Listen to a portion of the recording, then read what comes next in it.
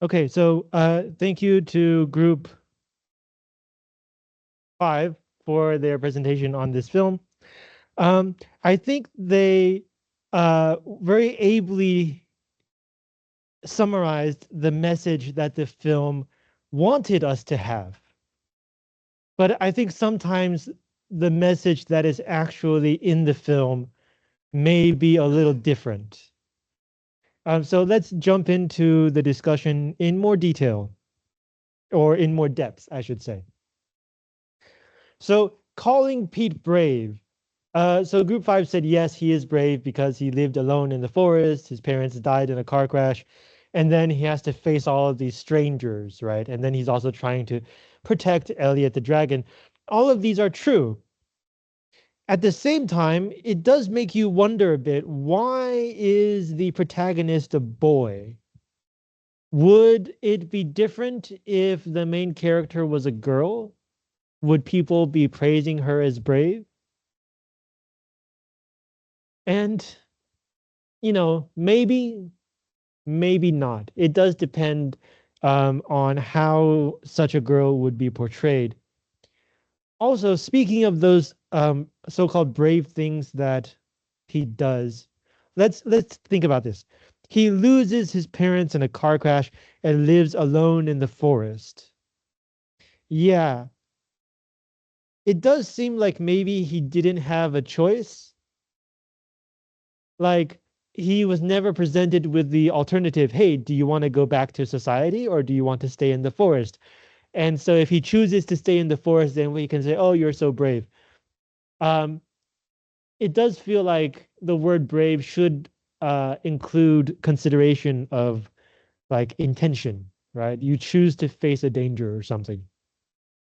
So, I mean, yes, it's impressive that he survives with no other humans in the forest for 6 years, 4 years, 6 years.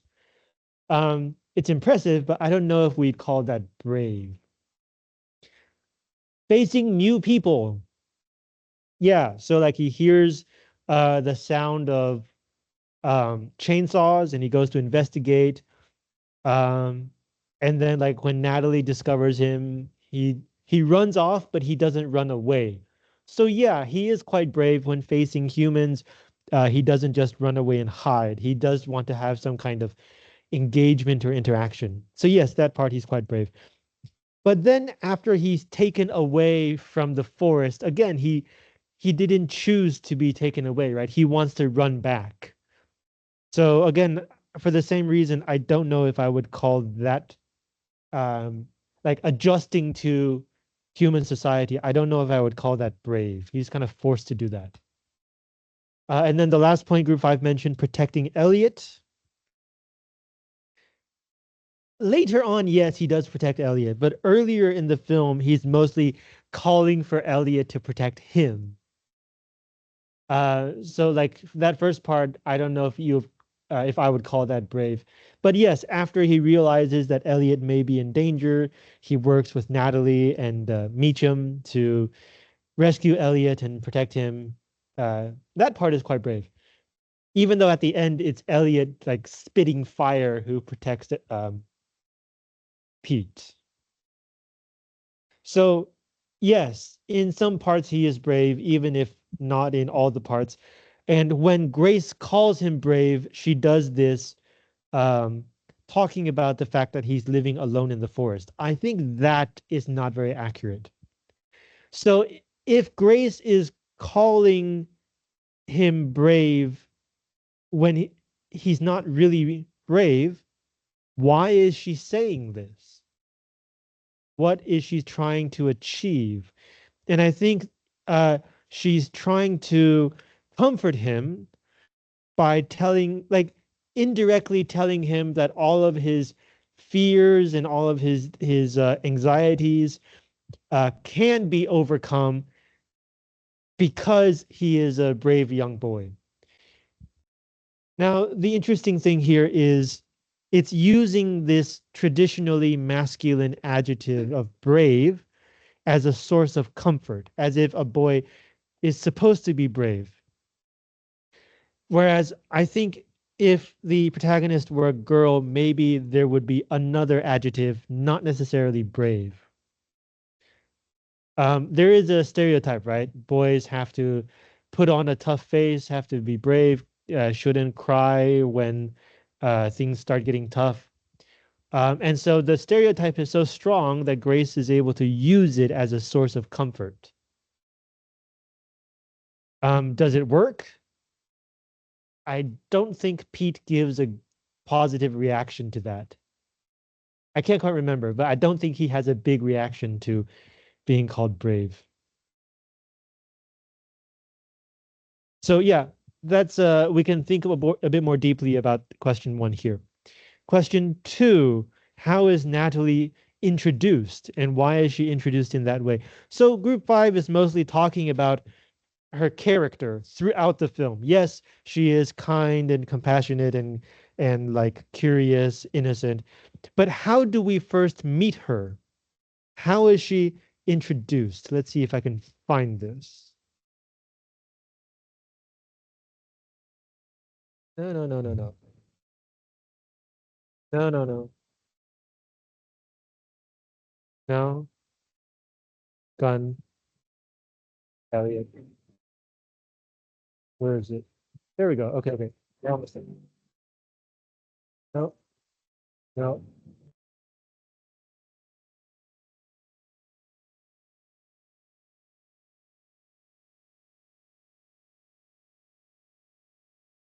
Somewhere around here.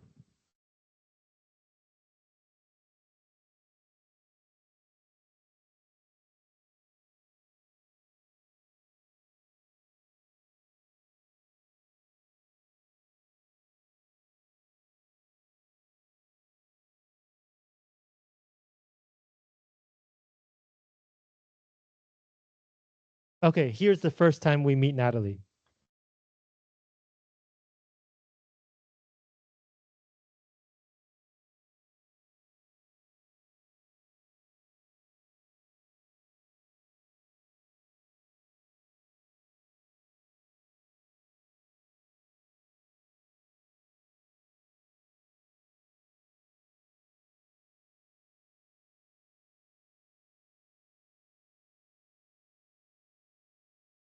So the first time that we meet her, her first words are, "Hey, I need to get to school," which is kind of funny because we never see her go to school.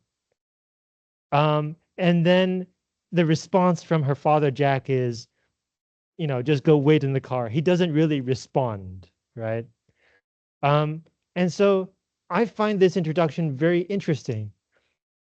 On the one hand, it presents her as more than the typical passive, nice, good girl, right? She has her own thoughts, she has her own schedule, and when her schedule is interrupted, she gets a little annoyed. And the response doesn't take her seriously, which is something that often happens to women and girls and children in general, right? If a child keeps asking questions, you may stop listening because you're so annoyed. So it seems like the film wants to portray Natalie as uh, an active young girl who takes the initiative in her own life. So she's not just like a girl for somebody to control, even though I guess a lot of adults feel like because she's a child, she has to um, obey adults' orders, as all children should. But even there, we can think more deeply about this. Do children always have to follow adults? So that's the first part. And then her attitude towards Pete, group five talked about this, and it speaks well of her character. Um, but it also, if we're going to connect it with question three, group five also mentioned that this puts her on the same side as Grace. Both of them are caring, compassionate, more feminine, traditionally feminine tasks. So it does put her within that division of labor according to gender. Um, this is again, I do think this is quite interesting because one of the reasons why this character could make sense, as Group 5 says, they believe it makes sense, is because despite the stereotypes, and despite the fact that she sometimes breaks stereotypes, I think one of the reasons um, breaking stereotypes does not make her character less, um, I don't want to say acceptable, but like less predictable or less, um, makes less sense. One reason is because she's still a child. Um, of course, most children have a gender, but often the more rigid gender roles appear after puberty. And Natalie is 10, so she hasn't gone through puberty yet. So like society often sees prepubescent children as children first, and then looking at their gender uh, second in terms of stereotypes. So stereotypes of children take priority over stereotypes of like being male or female or whatever. So that's why in this film, even though she does the work that she does indeed falls on the female side of the division of labor, but even when she acts in ways that are not stereotypical of women, the film is able to take that in and just keep going with its very, as Group 5 said, nostalgic story. And it's because the idea of children is as innocent and curious and uh, pure-hearted, which means that they don't care a lot about like the politics or like doing what society expects, but rather children often will do what they think is the right thing. And they're very straightforward about this. These are stereotypes. Not every child is like this. In fact, many children are not like this. But this is how Western society today tends to view children. And so uh, curiosity and pure-heartedness are more important for her character than the fact that she is a girl. So in that sense, her character makes sense. But like, imagine you are accompanying your father to a logging site, and suddenly in the woods, you see a young boy dressed like a wild guy and running away from you. Would you run after him? I probably wouldn't. But like, and then like when she talks to him and realizes he's not just a city boy playing pretend, but like he's actually a wild child. She doesn't display any fear at all. She just climbs the tree after him. Like, sure, it could make sense, but I would say that this kind of child is exceptionally either brave or stupid or both. And that's part of the character that the film wants us to understand. It adds these elements to her character on purpose, I should say.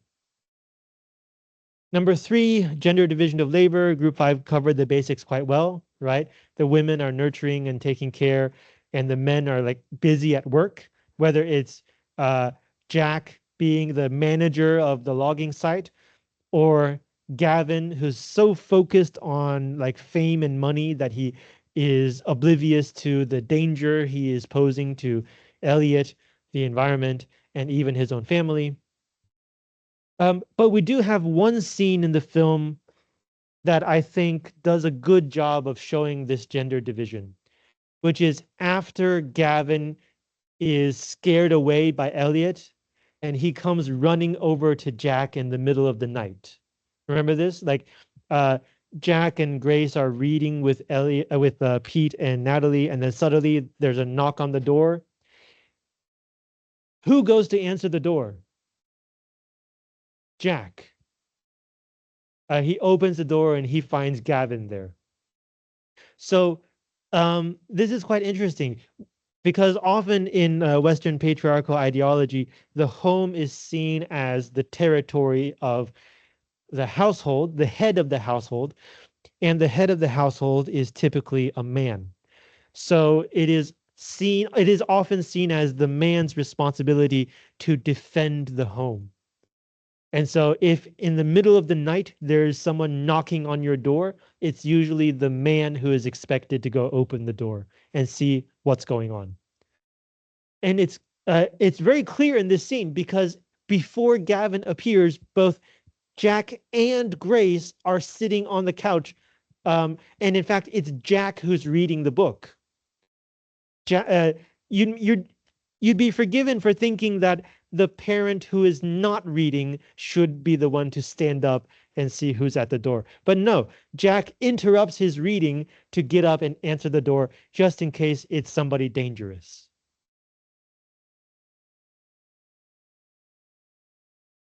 Um, and of course, another man that we could talk about is Meacham, the old guy, the one who saw a dragon many years ago. He is the exception in this whole story because, first of all, he's not focused on his career. And secondly, he has seen the dragon. He's more willing to believe in this magical stuff.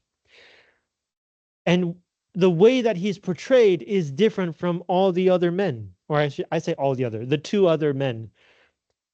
We just saw Jack dismiss Natalie's concerns about going to school. Gavin doesn't care about how his actions would affect his family. But Meacham is introduced telling scary stories to children. So, like in our minds, he is already connected with the ideas that children symbolize, right? Innocence, pure-heartedness, curiosity, these kinds of ideas.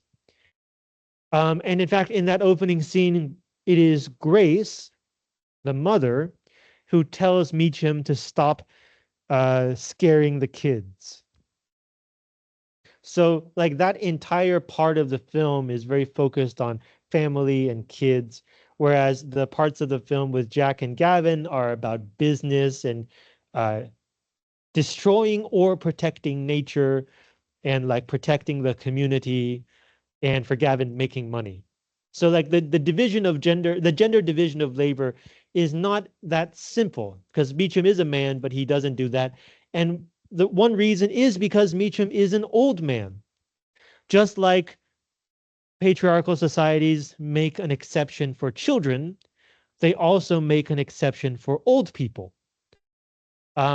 Because in under that ideology, an old man is no longer as strong, is no longer as fast, can no longer fight off enemies as well. So old men are put in the same category as children and women. Uh, Maybe the old man has some more wisdom, but they don't have physical power. And so that's why Meacham is put in that group instead of with Jack and Gavin. Number four, how would you describe Gavin? I think group five did a good job in this question. Like he is the antagonist, which means the person who goes against what the main characters want, or the person who causes problems in this case. Um, but he's not necessarily evil, right? He's not technically a villain in the moral sense of the word. Because what he wants is very human. He wants money, he wants fame, he wants success. It's just that the way he tries to get it causes harm and trouble to other people, and he doesn't care enough about those other people, including his family. So, like, if you really want to talk about it like this, then he actually is a villain because one understanding of evil is um, by any means necessary. If you are willing to do whatever it takes to do something, that could be seen as a kind of evil. Because, like, if you're willing to do whatever it takes to achieve some kind of goal, that also means you're not thinking about whether that goal is worth causing all of that damage. Very few people in the world declare, I am evil, I want to kill people because I'm a bad person. Most people who commit crimes do so for some kind of reason, whether it is a good reason or a twisted reason. but they always have some kind of justification to themselves. I'm not a bad person. I just have to do these things in order to achieve that goal. So disregarding the effects of your actions purely to pursue some kind of goal is one definition of evil. And under that definition, for most of the film, Gavin could be considered a villain. Only until the very end, when he sees Jack and Grace and Natalie in the car, and the car is about to fall off the bridge. Then he suddenly wakes up and realizes, wait, my actions are creating danger for my family. And then he kind of gives up trying to capture Elliot. So in a sense, the film is also about how Gavin uh, comes back to the straight and narrow path. Like he turns from being a villain back into being a fully functioning human being again. And I guess that ties into what Group 5 mentioned at the end there, which is this is a Disney film. Especially in more recent Disney films, there are no real villains. Even the bad people are just like misguided or did not have good parents. Nobody taught them how to be a good person. Gavin kind of fits into this kind of villain. Number 5, how would you describe Elliot? Like, yes, protective, and all the other words Group 5 said. But also, like, he's a dog. He's just a huge green dog with wings. And I think that's a very important aspect to mention, right? Whenever we think of dragons, we often think of huge, like dinosaurs or lizards, right? Very inhuman monsters. But Elliot is a dog. Dogs are cute and cuddly and sometimes annoying, but like very companionable. They love being around their family members. They love interacting with humans that are part of their life. And so all of those ideas about dogs are also put into the character of Elliot.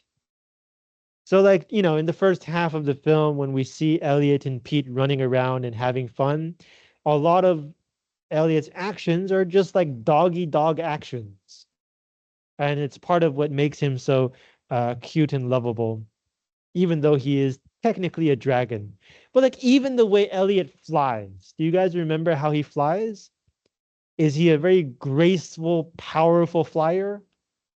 No, right? Every time he goes up in the air, it seems like he's about to fall down. So like even that part, flying is not something you expect from a dog. So the film makes it seem unnatural. It makes it seem like Elliot is not that good at it in order to emphasize his doggy characteristics. And so the symbolism, yes, symbolic of nature, protector of nature. Dragons are often also seen as symbolic of protecting something, whether it is guarding treasure, so it's a symbol of the danger of greed. Or yes, more recent dragons have also been connected with the forest, so that they're protectors of the forest as well. So yeah, Elliot falls into this tradition, protector of nature. Um, and also as a kind of, as Group 5 mentioned, he turns invisible, which symbolizes that he maybe is like from an older time. He doesn't really fit into modern society.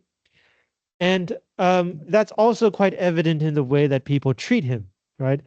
Aside from Pete, everybody, and Meacham, everybody else either doesn't believe him or wants to capture, uh, doesn't believe Pete or wants to capture Elliot, or wants to like show the police or whatever.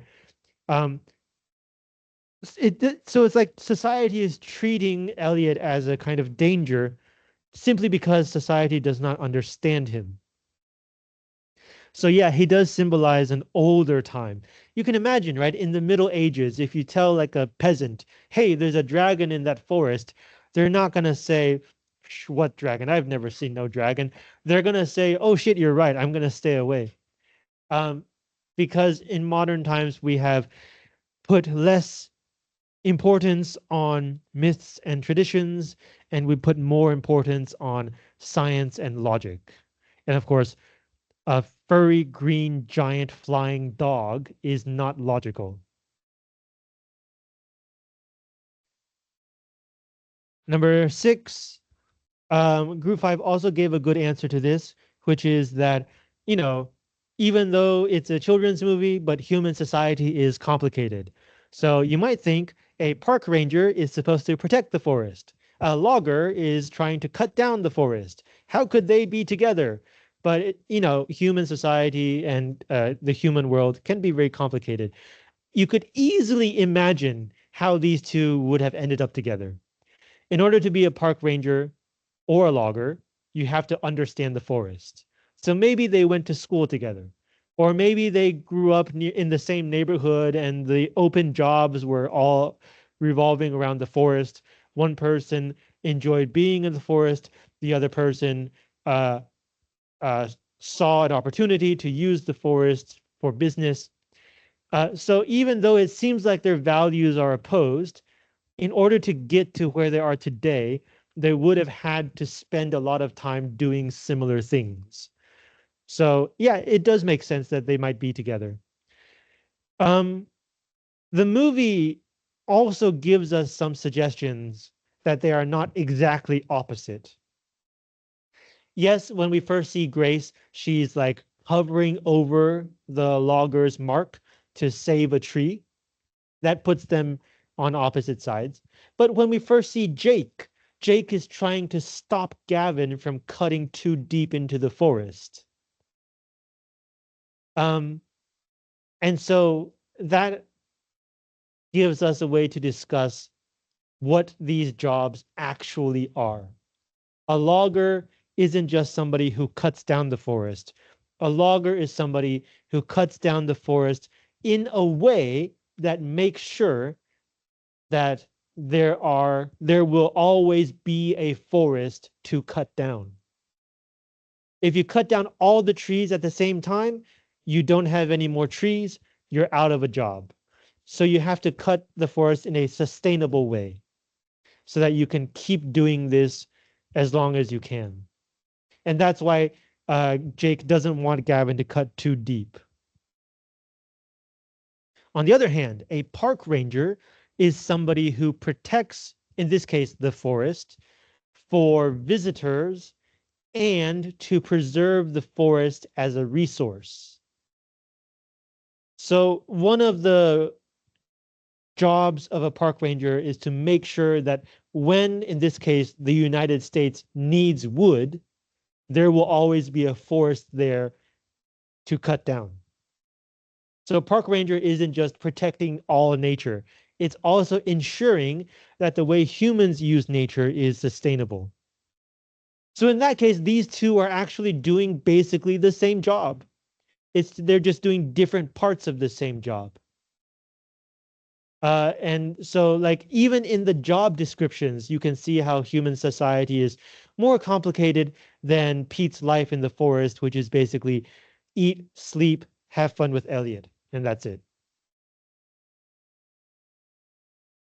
And number 7, is this a children's film? Yes, I also agree with Group 5.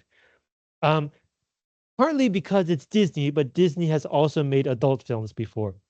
But partly because of all of the stereotypes that we've been talking about in the characters, whether it's age or gender, or even like humans versus nature. If you don't think too deeply about it, it's all very simple. And in fact, we might say it's all very binary, either this side or that side. And the complicated parts are not really discussed. And that's often a hint that you're watching a children's film, um, that you don't try to confuse children. The world can be confusing. Their lives are already confusing. You don't need to give them a confusing movie. Even children's films that are about confusing topics are often presented in a simple way with some kind of clear ending. So like in this film, the ending could be kind of complicated, right? Should Pete choose human society or should he choose going back to live with Elliot? And he chooses human society because people already know about Elliot, and so Elliot has to go away. Seems logical, but for a child, that could still be confusing because Elliot, up to that point, has been like the best character in the film. Literally did only one thing wrong, which is blow fire at Grace and Jack. But the film tries to give a positive, clear ending by showing us that Elliot has rediscovered his family and he's also leading a good life. So yeah, because the ideas are presented in a simple way, and because there's not a lot of critique of stereotypes, it does fit the model of a children's film. And yet, children's films are usually not just for children, because little kids are not allowed alone into the movie theater. So adults have to accompany them. And so um, good children's films will also have some things that adults can enjoy. So according to Group 5, this would mainly be about um, the nature symbolism, environmentalism, and also nostalgia for like the innocence of youth. I think that's a good answer, especially that last point. You would not, it would not make a lot of sense to emphasize the innocence of youth if you're making a movie for kids. If you think kids are innocent, then they are already innocent. If you think they're not innocent, then showing them what they are not would not do anything. The nostalgia of the innocence of childhood is for adults, is to give adults a sense that maybe childhood was a simpler, easier time, which is usually not true. Do you guys remember when you were kids? Do you remember how badly you wanted to grow up?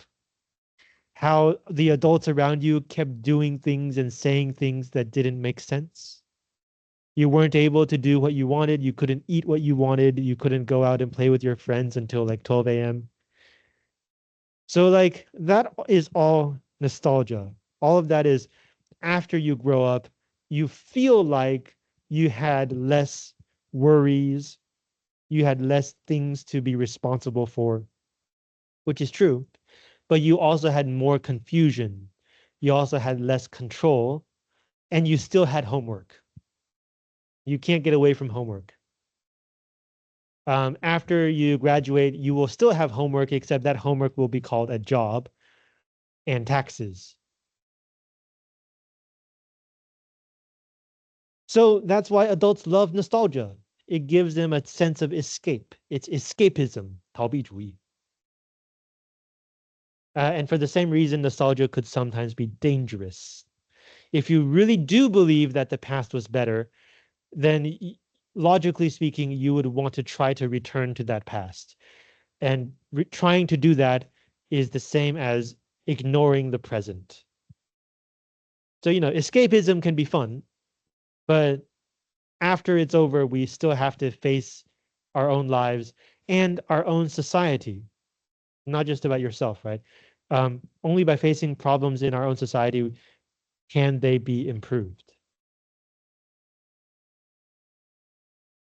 Okay, thoughts or questions about this film?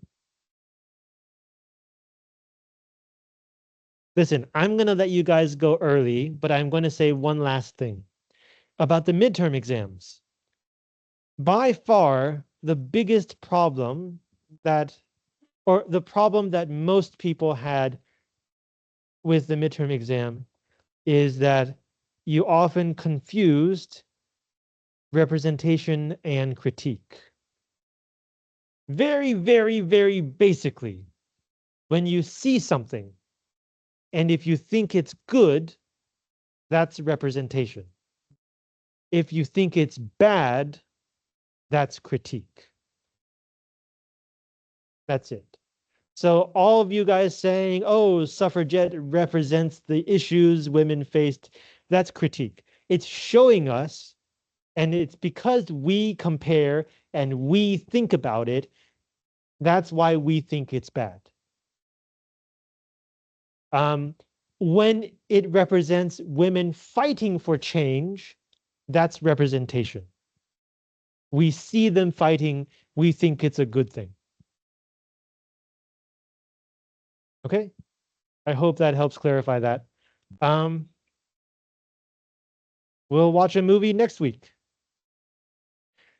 I technically can't let you go yet, so we're gonna self-study here next period.